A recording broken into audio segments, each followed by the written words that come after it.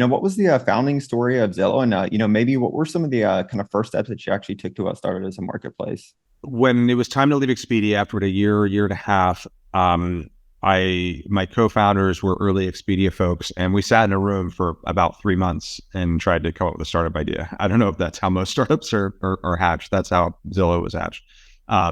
And like what is common about most good startup ideas is it's born out of some personal need, some personal challenge.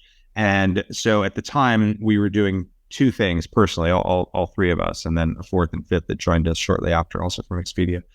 We were firstly buying homes, and I had just gotten married. I was buying my first house, and we were building mashups of King County, which is the county that Seattle is in, King County data from the King County website, Google Maps data, and then a friend of ours had given us access to MLS data. And so we were kind of like sort of hacking together something that would sort of eventually look a little bit more like Zillow. And we were like, well, this is really illuminating, being able to see all this great data and being able to build spreadsheets with comps and do analysis ourselves. Like, that's empowering. And then we were also doing this other thing, which is we were editing files and family photos on hard drives. So take yourself back here to 2005. There was no cloud, there were no smartphones, but there were these physical hard drives that we all had back then.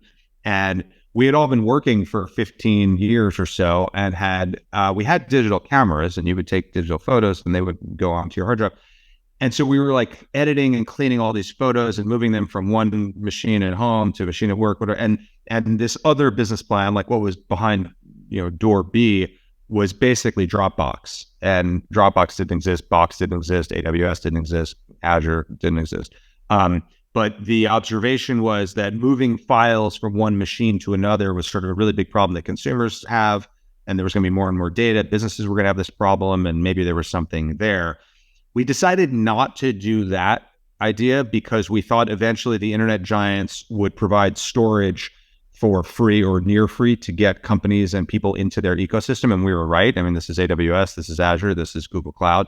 And that it would really be a race to the bottom on pricing because the giants would offer it all for at a subsidized rate. We were right about that. We were, of course, wrong about the companies. We thought it would be like eBay and PayPal and Yahoo. Like nobody could foresee Amazon. They were selling books and DVDs at the time. And Google was a search engine, and nobody thought Microsoft would ever enter this space. Again, the space didn't even exist. So that's why we didn't choose the cloud idea, and we chose the real estate idea. And it was a good one.